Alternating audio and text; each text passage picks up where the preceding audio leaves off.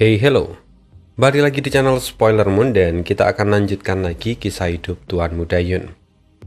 Di part sebelumnya, Yun Xiao dan yang lain menghadapi sosok yang disebut Liu Yan, keturunan dari roh sejati. Meskipun kekuatannya tidak sampai menyamai seorang martial Sovereign bintang 9 atau wujud asli dari roh sejati, tetapi tampaknya kekuatan dari Liu Yan ini masih jauh di atas martial Sovereign bintang 6. Karena itu, rombongan Yun Xiao kini tertahan. Ditambah lagi, setelah bertarung beberapa waktu, Liu Yan tiba-tiba memulihkan dirinya. Semua orang pun terkejut. Dan masih belum selesai, karena setelah itu entah dari mana, beberapa orang yang tak dikenal muncul. Bahkan Yun Xiao tidak bisa mendeteksi keberadaan mereka sampai saat mereka menunjukkan diri. Nah, kemudian apa yang akan terjadi berikutnya? Kita akan simak kisah hidup dari Tuan Muda Yun di part 88. Beiming Tongfang berseru, "Siapa itu? Jika punya nyali, tunjukkan dirimu." Tidak ada jawaban sama sekali, seolah suara yang tadi bicara hanya ilusi. Tetapi setelah beberapa saat, aura agung menyebar. Mata semua orang tampak mengecil. Di depan mereka, muncul 3 orang ahli yang ternyata adalah anggota keluarga Long dari pegunungan surgawi. Keluarga Long sebenarnya bukanlah nama asli mereka. Namun itu adalah julukan yang diberikan karena leluhur mereka adalah naga kuno sejati. Dan mereka adalah keturunan langsung dari garis keturunan roh sejati. Ruang pun seakan robek dan 3 sosok itu melangkah keluar satu persatu. Aura mereka benar-benar kuat. Raut wajah mereka juga terlihat dingin dan penuh dengan penghinaan, seolah-olah sedang memandang rendah semua orang yang ada di sana. Chen Kaihong mendengus. "Kalian begitu congkak, padahal kalian juga bagian dari 7 negara adidaya. Secara posisi kita bahkan ada di level yang sama. Jika kalian ingin menunjukkan keunggulan kalian, maka lakukan saja di wilayah suci atau lautan formasi jiwa. Dasar sampah." Orang-orang lain ikut mengangguk setuju. Mereka juga merasa tidak senang dengan sikap dari keluarga Long. Sementara itu wajah dari ketiga orang itu seketika berubah muram. Yu Zuo, seorang laki-laki berbadan bulat, adalah pemimpin dari kelompok keluarga Long. Dia berkata dengan suara dingin, "Status kita mungkin setara, namun bukan berarti kami berada di level yang sama dengan semut seperti kalian. Apalagi kalian bahkan tidak sanggup mengalahkan Liu Yan, keturunan dari jaring cahaya api kristal. Sungguh memalukan." Jaring cahaya api kristal? Beberapa orang tertegun mendengar perkataan Yu Zuo. Mereka pada awalnya memang tidak tahu dari jenis apa makhluk yang mereka hadapi. Hanya Yun Xiao satu-satunya yang mengetahui latar belakang dari Liu Yan. Sementara itu Bu Guangliang terlihat sangat terkejut. Roh sejati jaring cahaya api kristal. Jadi binatang itu benar-benar keturunan dari roh sejati. Yu Zuo tersenyum sinis. Jangan terkejut. Liu Yan hanyalah keturunannya. Jarak kekuatannya masih jauh dari leluhur sejatinya. Sekarang kalian boleh mundur. Aku akan memperlihatkan sedikit kemampuanku agar wawasan kalian bertambah. Mendengar itu, kemarahan membara di dada semua orang. Luo Yuan Kai menimpali. "Sesumbar. Aku ingin tahu berapa lama kalian bisa bertahan. Aku yakin kalian hanya akan mati mengenaskan.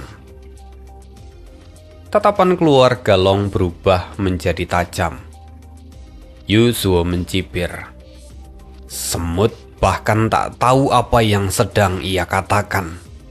Sepertinya aku harus melemaskan ototku sebelum menangkap Liu Yan.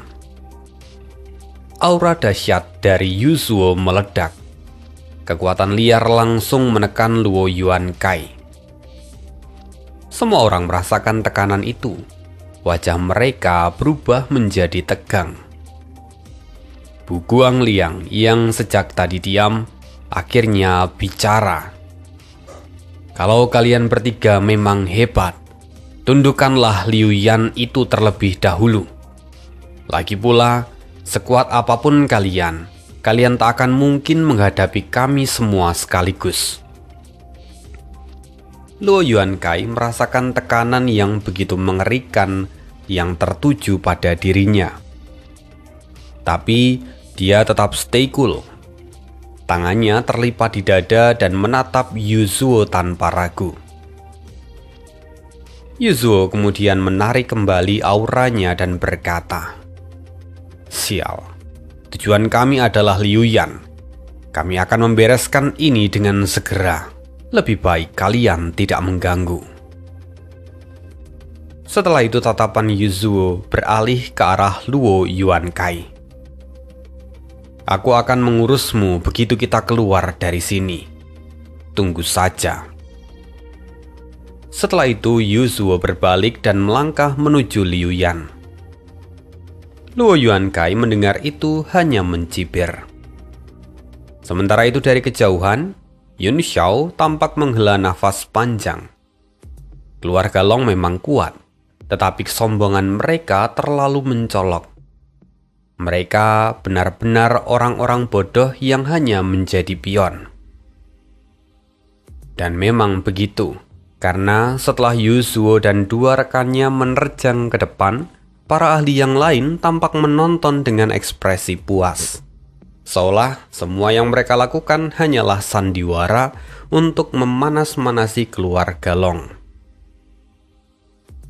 Kini, di bawah kekuatan yang ekstrim, Liu Yan bukan hanya pulih, kekuatannya bahkan kini meningkat. Tatapannya tajam, menilai ketiga orang dari keluarga Long yang mendekat. Liu Yan mengangkat tangannya dan menembakkan 3 sinar yang ekstrim. Tanpa suara, ketiganya langsung menyingkir. Tembakan itu menghantam tanah dan kemudian menyebar seperti gelombang tak terlihat. Suhu di sekitar seketika meningkat drastis. Yuzhuo segera memberi komando. "Siapkan formasi. Tangkap makhluk ini hidup-hidup."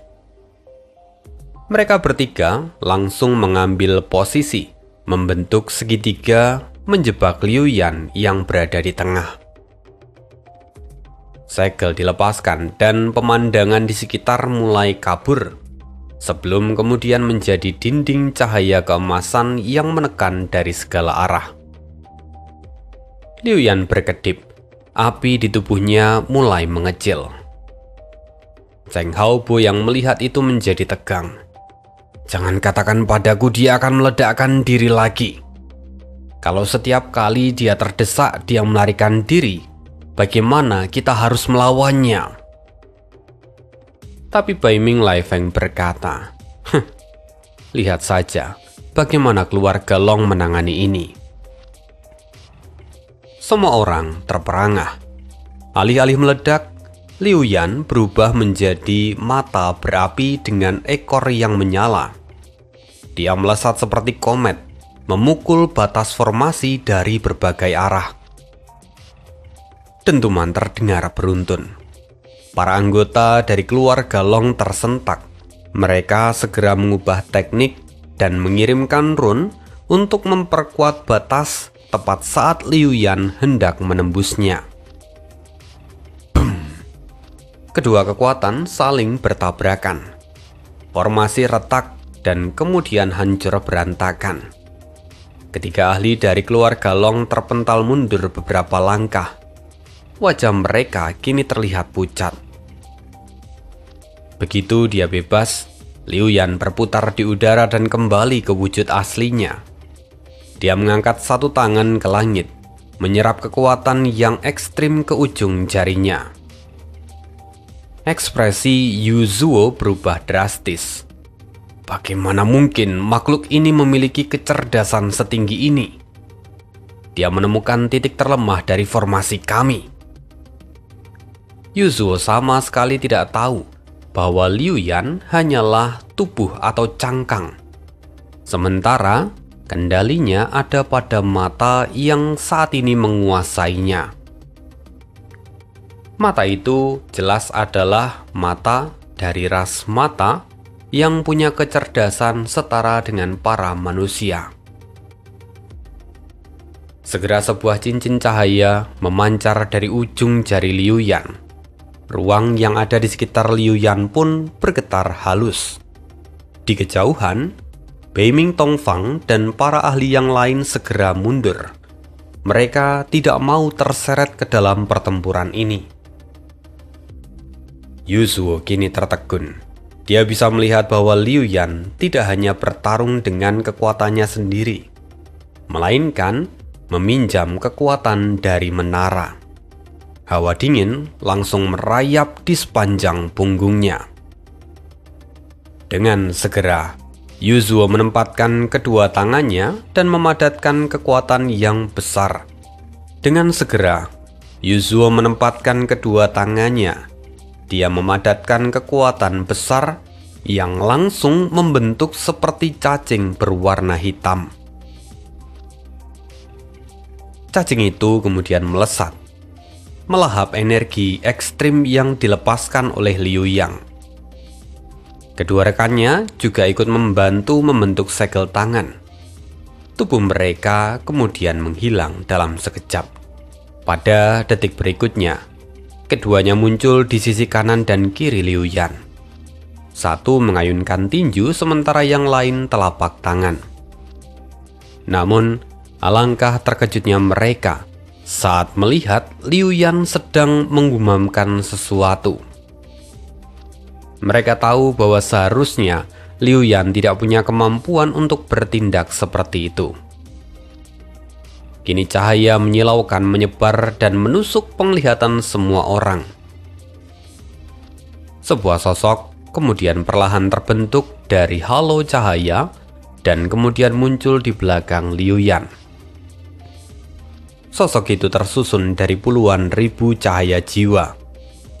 Tubuhnya bening, wajahnya samar, tetapi auranya menyiratkan kekuatan yang tak tertandingi. Hati semua orang bergetar. Itu adalah bayangan roh sejati, jaring cahaya api kristal roh sejati. Ekspresi Yu Zuo seketika berubah drastis. Dia membentuk segel tangan, dan tubuhnya membesar hingga beberapa kali lipat. Kini, wujudnya bahkan menyerupai binatang iblis. Auranya juga terasa sangat ganas. Yu Zuo lalu melayangkan tinjunya ke arah depan. Bum. Tinju itu bertabrakan dengan pukulan Liu Yan, sehingga badai besar pun kemudian mengamuk. 3 ahli dari keluarga Long serta Liu Yan tersedot ke arah pusaran itu. Sampai akhirnya mereka terpental dan tersebar ke segala arah. Debu dan pasir menyelimuti langit. Gelombang kekuatan aneh muncul dari dalam badai, dan tidak satupun indera ilahi yang mampu menembusnya. Mereka hanya bisa menatap dengan wajah tegang. Menurutmu, apakah mereka bertiga sudah mati? Tanya Beiming Tongfang. Chen Kaihong tampak mengernyitkan dahi dan berkata, "Saudara Tongfang, mengapa kau tak bertanya apakah binatang iblis itu sudah mati atau belum? Karena jika keluarga Long mati dan binatang iblis itu masih hidup, kita akan tetap kerepotan." Beiming Tongfang kemudian tertawa kecil.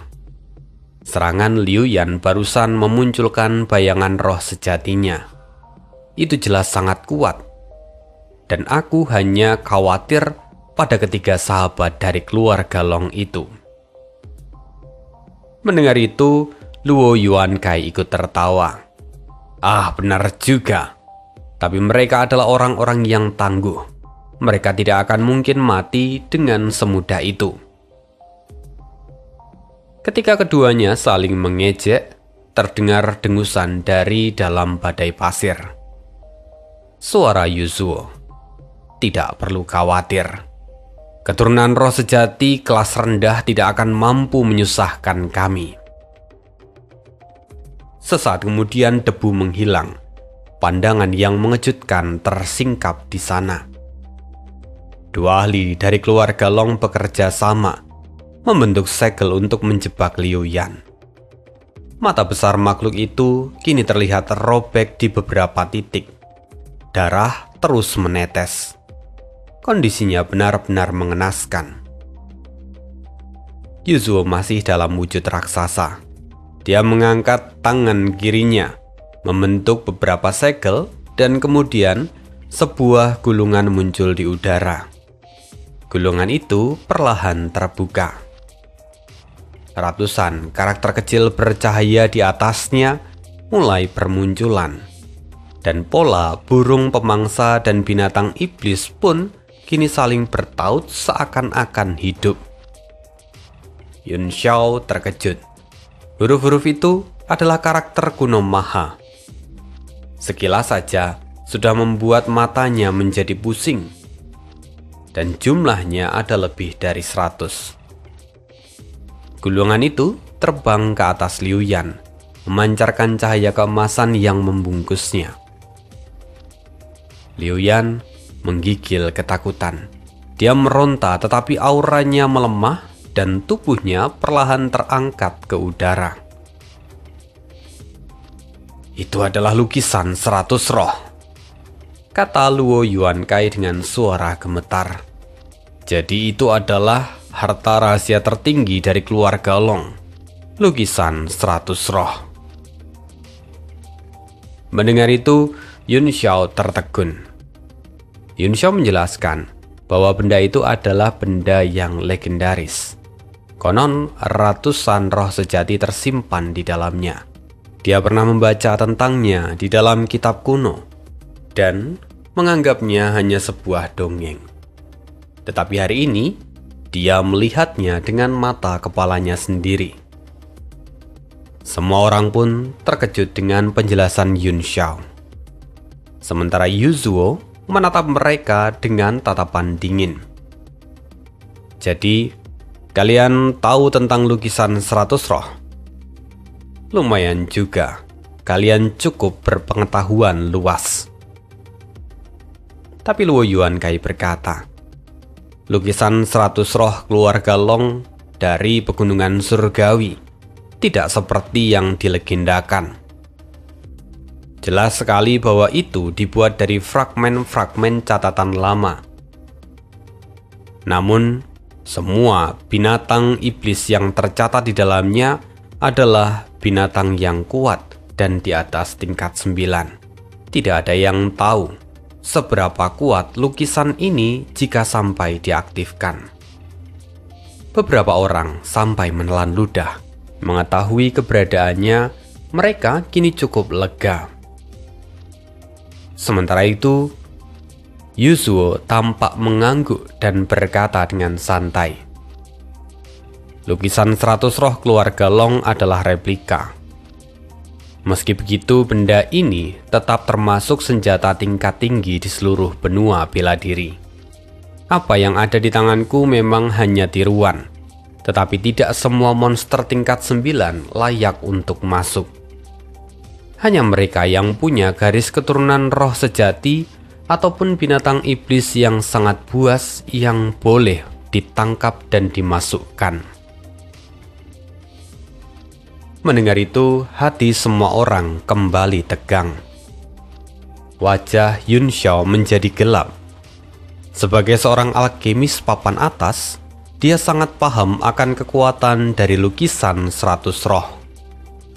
Kekuatannya mungkin setara dengan ilustrasi sejuta pedang milik istana Shen Xiao. Di tengah ketegangan semua orang, Beiming Tongfang tiba-tiba berkata, "Kalian mungkin sudah mengalahkan Liu Yan, tapi kami juga berkontribusi. Tidak sopan kalau kalian mengambil semuanya sendiri." Mendengar itu, semua orang seketika merasa pening.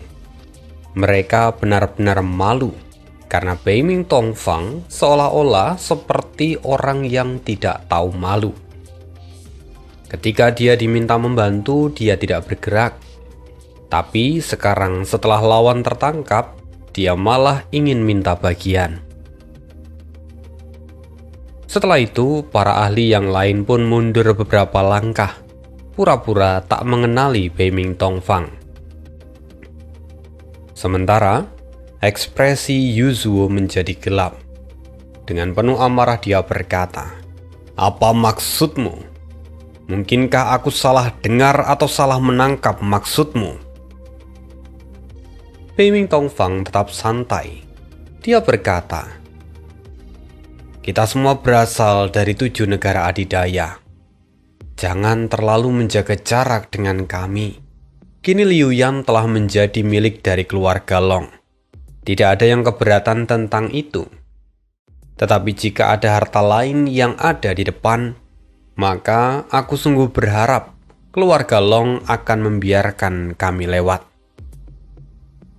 Mendengar kata-kata itu, orang-orang yang semula mengabaikan Beiming Tongfang seketika berbalik dan mendukungnya. Ya, mereka benar-benar tidak tahu malu. Yu Zuo sangat murka melihat mereka.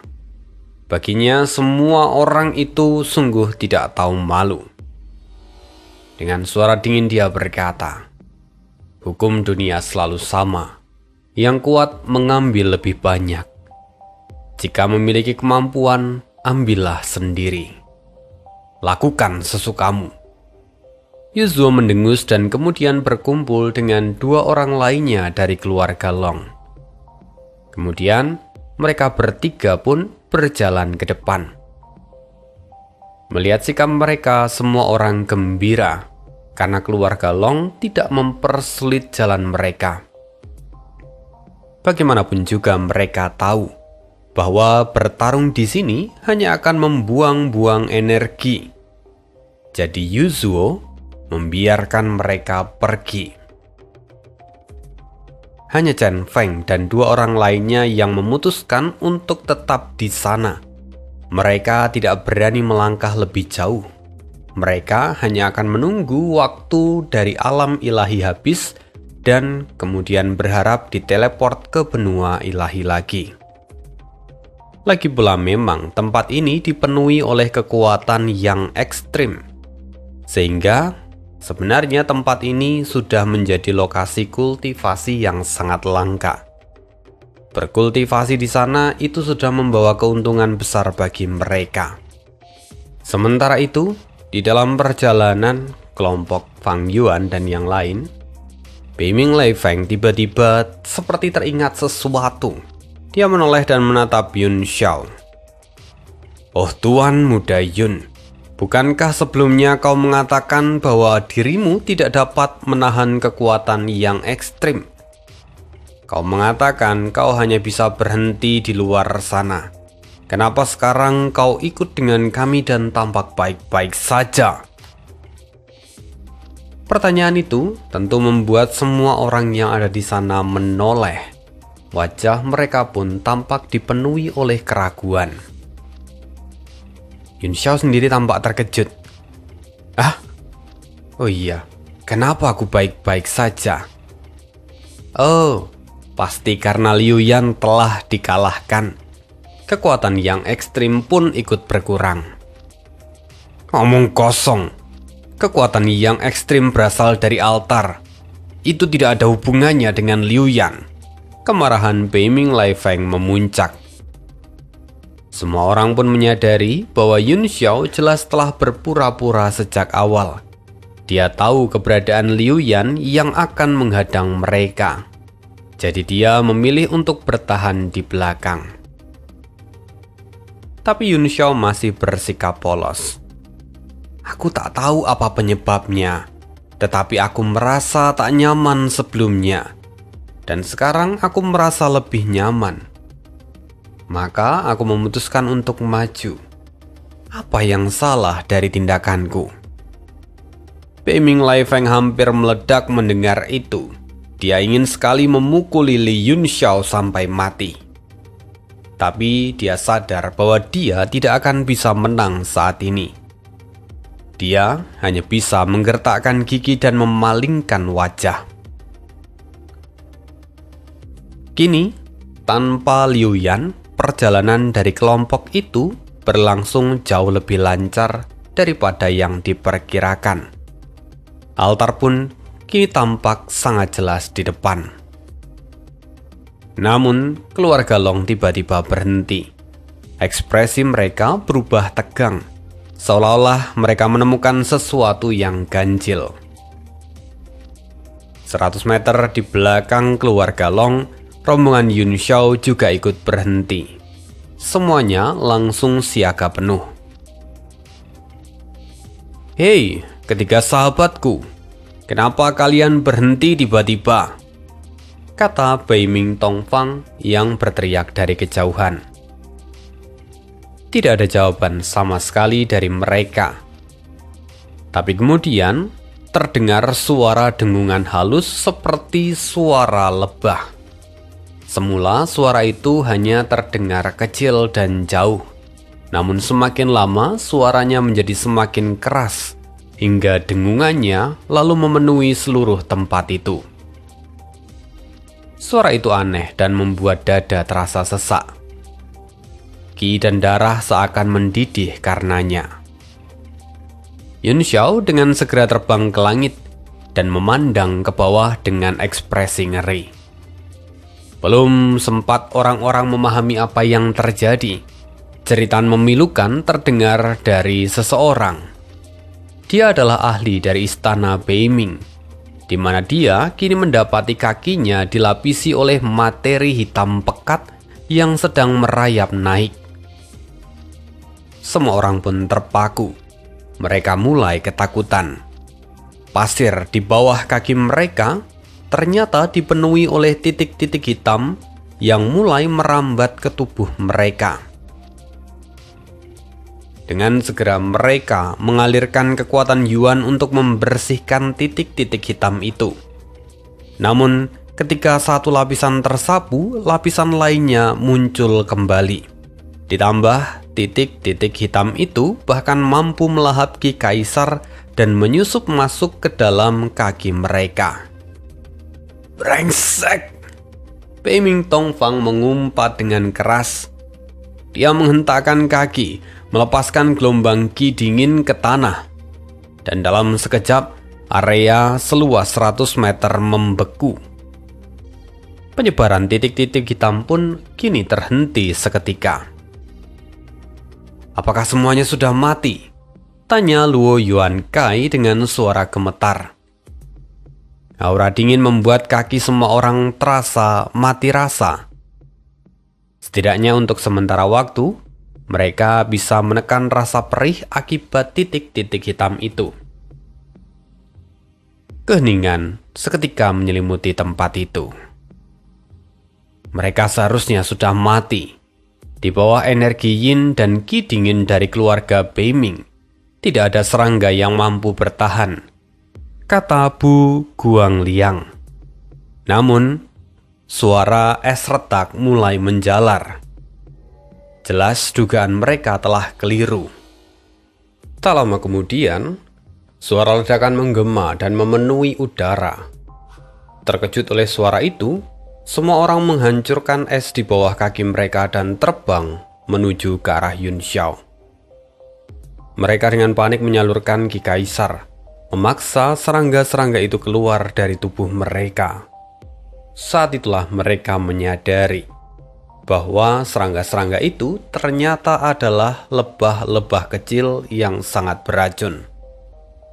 Wajah beberapa orang berubah hijau keunguan.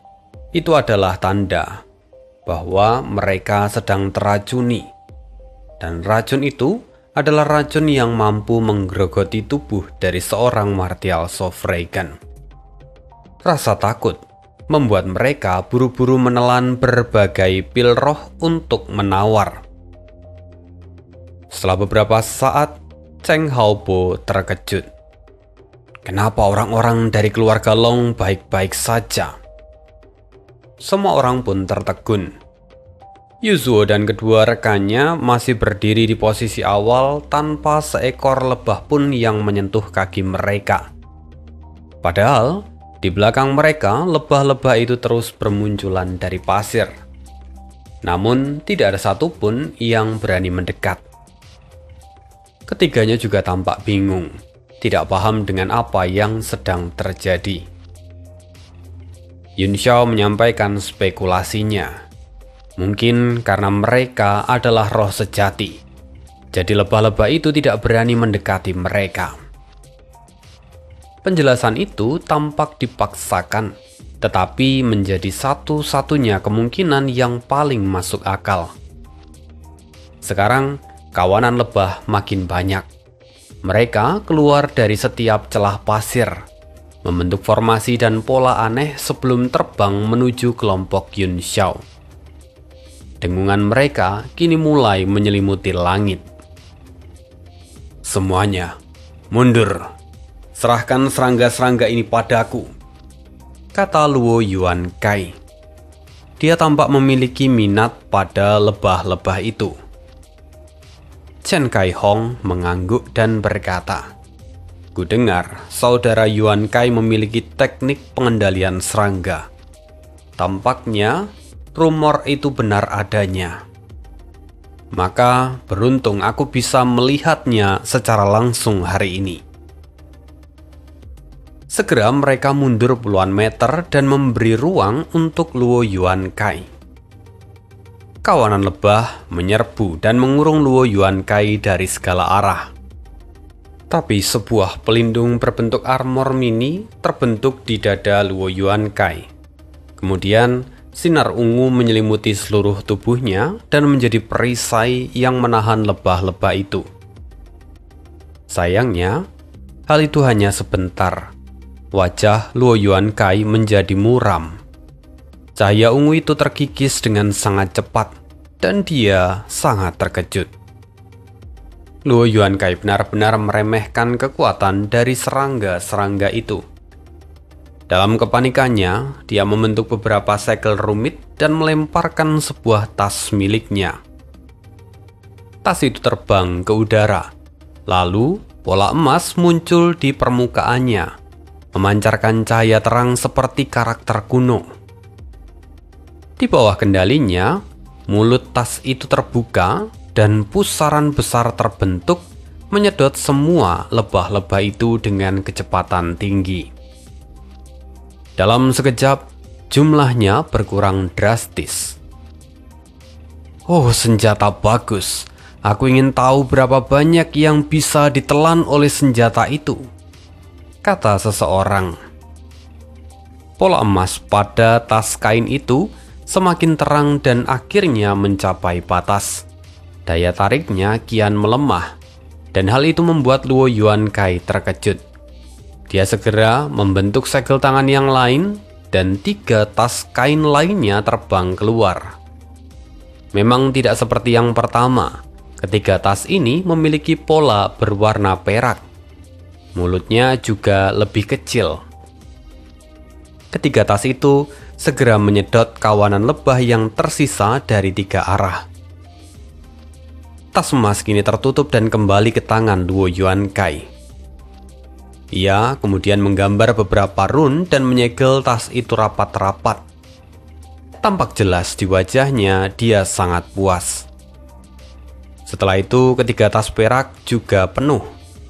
Dia segera menutup semuanya dengan teknik yang sama. Namun, keheranannya belum berakhir. Karena meskipun 4 tas miliknya sudah penuh sesak, tetapi saat ini masih ada 1/3 kawanan lebah yang tersisa. Mereka kembali terbang dan menyerbu kelompok itu. Luo Yuan Kai segera membentuk segel baru. Namun kali ini dia melepaskan ki pedang dan menyerang para lebah itu dari segala arah. Tetapi serangan ini hanya mampu membunuh beberapa lebah saja, sementara yang lain bahkan tidak terluka. Luo Yuankai benar-benar terpukul. Bahkan dengan kekuatannya itu, dia tidak mampu membunuh semua lebah itu. Kini kawanan lebah di sana terlihat seperti awan yang hitam. Mereka mengelilingi Luo Yuankai. Yun Xiao sendiri tampak terkejut. Lebah-lebah itu sangat kuat. Dengan jumlahnya yang mencapai ribuan, membuat para lebah itu tidak bisa dimusnahkan sekaligus. Tuan Muda Yun, apakah kamu punya rencana? Luo Yuankai berseru dengan putus asa. Yun Xiao berpikir sejenak, menghubungkan dengan hipotesis awalnya. Dia lalu berkata, "Aku akan mencoba sesuatu." Yun Xiao melangkah maju. Kemudian api suci mengalir di telapak tangannya dan berubah bentuk menjadi Punix. Dengan teriakan panjang, api Punix melesat ke arah para lebah itu. Tubuh Yu Zuo bergetar hebat. Api Punix sejati? Bagaimana itu ada di sini? Dia terpana ketika melihat api yang dilemparkan oleh Yun Xiao. Wajah dari orang-orang keluarga Beng Ming pun kini tampak berubah drastis. Sebagai kultivator jalur dingin alias Yin, mereka paling membenci atribut yang seperti api Punix ini. Dalam sekejap, api Punix menelan kawanan lebah. Suara letupan kecil mulai terdengar beruntun seperti kacang goreng. Luo Yuankai tertegun. Lebah-lebah yang tadi bahkan tak tergores oleh pedang ki miliknya, kini meledak begitu cepat di dalam kobaran api Yun Xiao. Dia berpikir bahwa api ini berbahaya dan segera memperkuat pertahanannya agar tidak ikut terbakar. Tetapi dalam sekejap kemudian dia menyadari bahwa api itu tidak seberbahaya yang dia bayangkan. Namun bagaimana bisa para lebah itu mati dalam sekejap? Hanya berselang sebentar, seluruh kawanan lebah itu terbakar habis. Yun Xiao menutup segel tangannya dan api itu pun padam. Luo Yuankai terbang mendekat.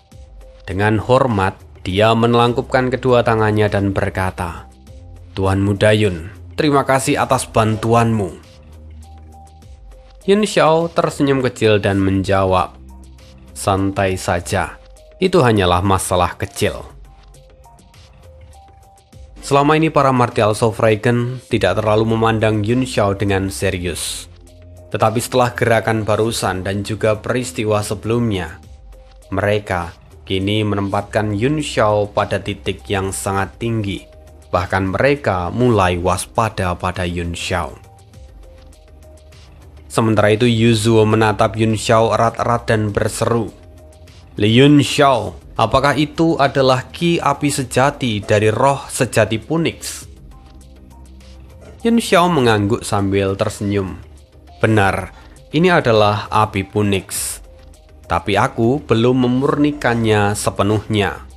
Jadi kekuatannya masih sangat terbatas." Meski begitu, lebah-lebah itu tampaknya tidak bisa menahan energi dari roh sejati. "Lalu, bisakah kau menyebutkan harganya?" "Aku paham, ini adalah harta yang tak ternilai. Tetapi segala sesuatu di dunia selalu punya harga. Jika kamu bersedia menyebutkannya, keluarga Long mungkin bisa mempertimbangkannya," kata Yu Zuo setelah berpikir sejenak. Ekspresi Yun Xiao tampak datar. Dia berkata, "Kalau kau ingin mengambilnya menjadi milikmu, maka jawabannya sudah sangat jelas. Tidak perlu kau bertanya lagi." Mendengar itu kekecewaan melintas di wajah Yu Zuo.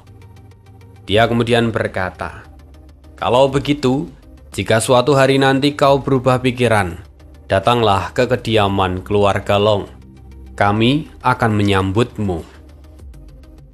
Dan setelah itu percakapan pun berakhir. Mereka kembali melanjutkan perjalanan. Semuanya bergerak dengan hati-hati. Bahkan dengan 3 anggota dari keluarga Long yang membuka jalan, kegelisahan masih tersisa di hati mereka. Pada akhirnya, perjalanan kali ini lancar sampai mereka tiba di depan altar. Kini terlihat sebuah gerbang raksasa setinggi puluhan meter berdiri tegak di hadapan mereka. Gerbang itu tidak terbuat dari logam ataupun giok. Warnanya abu-abu pucat, polos tanpa ukiran. Kini mereka semua hanya berdiri mematung di depannya. Tak ada yang tahu bagaimana cara membuka pintu ini. Yuzuo lalu mencoba mengambil inisiatif. Dia maju, meletakkan tangannya di permukaan pintu itu.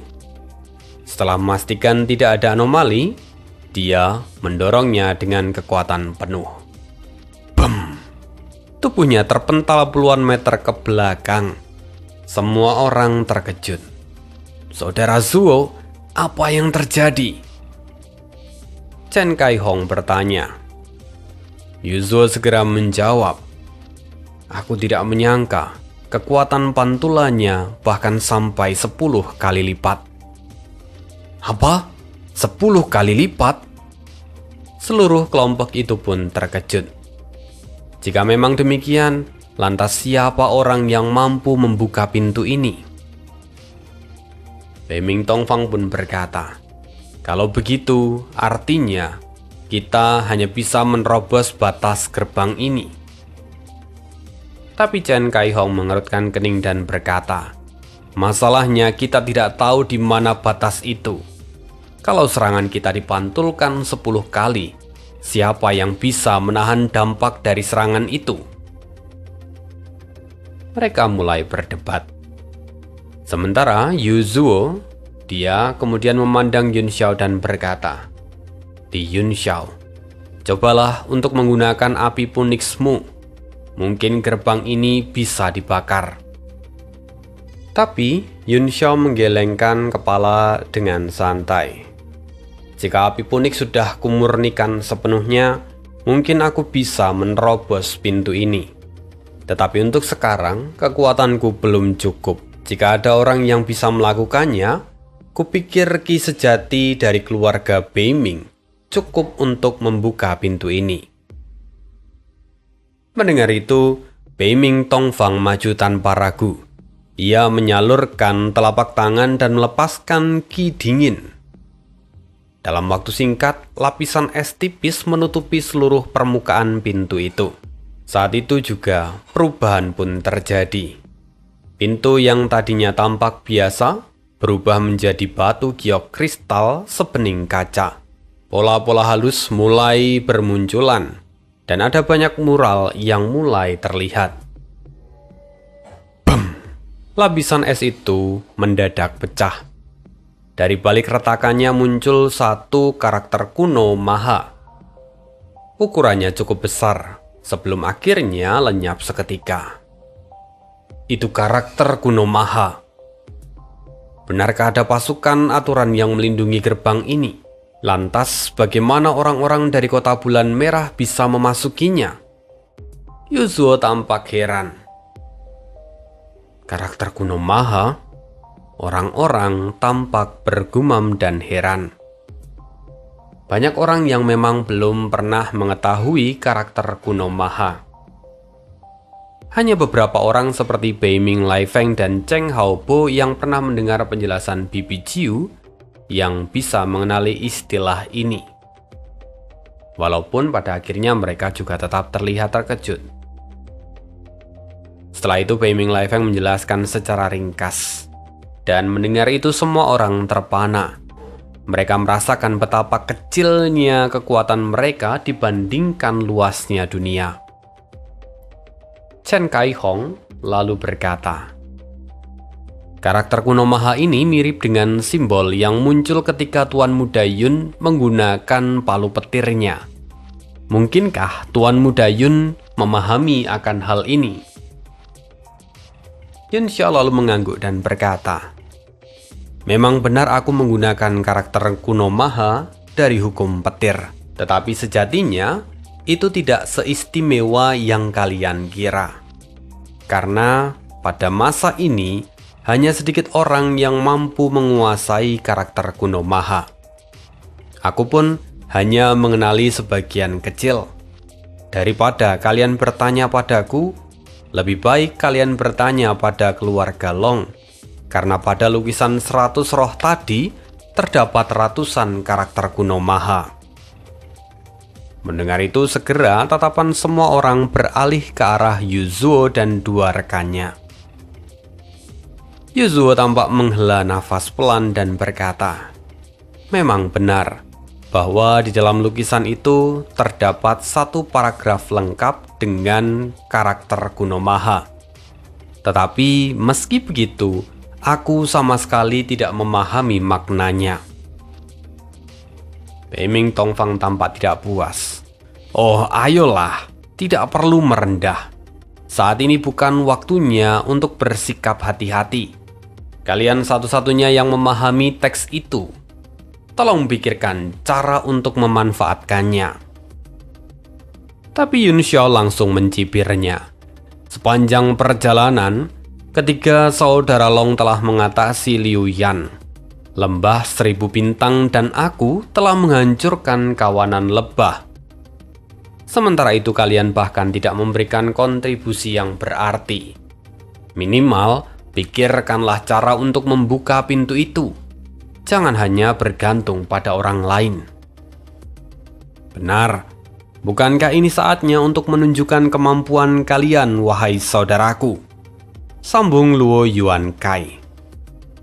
Dan setelah itu, Luo Yuan Kai dan juga Yun Xiao mundur beberapa langkah, memberi tempat bagi istana Beiming, lembah pemakan jiwa dan juga sekte pedang untuk beraksi. Meskipun sombong, Yuzuo dan kedua rekannya cukup bijak untuk tidak memaksakan diri. Mereka juga menyerahkan panggung tanpa banyak bicara.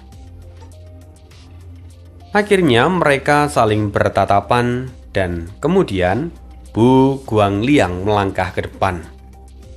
"Kalau memang begitu, maka izinkan aku untuk mencobanya. Jika gagal, mohon bantuan dari saudara-saudara." Bu Guangliang mengibarkan bendera pemakan jiwa. Seketika dunia berubah menjadi gelap. Tekanan spiritual menekan dada semua orang. Dari kegelapan itu, perlahan muncul cahaya keemasan yang membentuk wajah hantu yang sedang tersenyum menyeramkan. "Cukup, saatnya bekerja," kata Bu Guangliang. Senyuman di wajah hantu itu hilang, berganti menjadi ekspresi yang ganas. Dia menyerang ke arah pintu. Tetapi begitu tangannya menyentuh permukaan pintu itu, cahaya emasnya menembus masuk tanpa perlawanan. Semua orang pun terkejut. Pintu itu ternyata hanya memantulkan serangan fisik, namun tidak memiliki pertahanan terhadap serangan jiwa. Karakter Kunomaha tidak menunjukkan reaksi apapun. Mata Bu Guangliang berbinar. Kemudian segelnya berubah. Budak jiwa emasnya segera bergerak, melayang di atas pintu, lalu berputar mengitari karakter Kunomaha. Wajahnya kali ini tenang dan tanpa ekspresi. Semua orang tampak mengamati dalam diam. Lembah pemakan jiwa memang adalah kelompok orang yang misterius di antara 7 negara adidaya. Tidak seorang pun yang berani memberikan komentar pada mereka. Bu Guangliang terus membentuk rangkaian segel baru. Dan kini, budak jiwa emas itu menyeringai dan mulai menggigit karakter Kunomaha. Cheng Haobo terkejut dan mundur selangkah. Yang lain pun bersiap menghadapi kemungkinan terburuk. Sampai pada akhirnya, budak jiwa emas itu menelan karakter Kunomaha sepenuhnya. Bu Guangliang terus melepaskan ratusan segel dengan kecepatan yang luar biasa. Cahaya redup dengan berbagai mantra menyelimuti budak jiwa emasnya. Wajah budak emas itu perlahan menjadi tenang. Matanya pun tertutup hingga akhirnya dia tertidur. Bu Guangliang sendiri tampak hampir melompat kegirangan. Dia menarik kembali benderanya, menyerap semua kegelapan yang memenuhi langit. Dan begitu aksara Kunomaha lenyap, seluruh pola spiritual di pintu pun menghilang. Mural yang ada juga kini menguap tanpa jejak. Gerbang kembali menjadi pintu biasa. Semua orang masih terperangah tak percaya. Yun Xiao dan Yu Zuo bahkan tampak paling terkejut. Mereka paham betapa dahsyatnya karakter Kunomaha, tetapi melihatnya ditelan begitu saja, sungguh itu menentang logika mereka. Luo Yuankai tak tahan dan bertanya, "Saudara Guangliang, bagaimana hasilnya? Wajahmu begitu bahagia, dan sepertinya kamu mendapatkan sesuatu yang besar." Pipi Bu Guangliang kini tampak memerah seperti anak kecil yang bahagia. Dia hanya tertawa dan tak menjawab. Sementara Chen Kaihong, dia berkata, "Saudara Guangliang, apakah budak jiwamu kini telah maju ke tingkat berikutnya?" Mendengar itu Bu Guangliang tertawa. Sungguh saudara Kaihong, matanya sangat tajam. Budak jiwaku awalnya berada di puncak peringkat kuning, tetapi sekarang dia sepertinya telah menerobos ke peringkat bumi. Aku sendiri tak menyangka bahwa ini akan terjadi. Sungguh, ini adalah sebuah anugerah. Mendengar itu, hati semua orang bergetar. Tatapan mereka penuh dengan rasa iri, cemburu, dan sekaligus tak berdaya. Akhirnya, Chen Kaihong dengan tulus berkata, "Kalau memang begitu, maka selamat saudara Guangliang." Yang lain pun ikut mengucapkan selamat, meskipun hanya basa-basi dan formalitas. Tapi Bu Guangliang tidak terlalu memperdulikannya. Yang jelas sekarang dia sangat bahagia. Luo Yuankai kemudian berkata, "Karakter Kunomaha yang memuat kekuatan aturan sudah dimakan oleh budak jiwa. Energi spiritual pintu ini tampaknya juga hilang. Tidak tahu apakah sekarang pintu ini bisa dihancurkan atau tidak." Maka Yu Zuo berkata, "Kalau begitu akan kucoba." Yu Zuo lalu mundur sekitar 10 langkah. Telapak tangan ia lepaskan dan angin tajam langsung menerjang pintu. Pintu bergetar hebat. Debu runtuh dari sela-selanya, tetapi belum juga terbuka. Yu Zuo mengepalkan tangannya dan menambahkan kekuatan. Pukulannya memadatkan udara hingga titik ekstrim, lalu kemudian meledak ke arah pintu. Boom! Sebuah lubang besar akhirnya terbuka. Getarannya menyebar jauh. Suara dalam rongga menggema lama seperti gaung dalam kehampaan. Dari luar kini tampak lorong gelap membentang sejauh mata memandang. Semua orang bersukacita, namun tak ada seorang pun yang berani melangkah masuk lebih dulu. Setelah saling memandang, perhatian mereka tertuju pada Yu Zuo. Menyadari tatapan semua orang, Yu Zuo mendengus. Dasar sekelompok tikus. Dia lalu berubah menjadi seberkas cahaya dan melesat masuk. Sementara 2 orang lainnya dari keluarga Long menyusulnya dari belakang. Dan baru setelah itu, rombongan yang lain masuk satu persatu. Yun Xiao sendiri bahkan tidak mau mengambil resiko untuk menjadi yang pertama melangkah masuk. Jadi dia memilih untuk menyusup di tengah-tengah kerumunan. Tak lama, kini mereka semua telah memasuki altar. Dan kita akan sambung lagi kisah hidup Tuan Muda Yun di part berikutnya. Terima kasih, see you again di next video dan bye.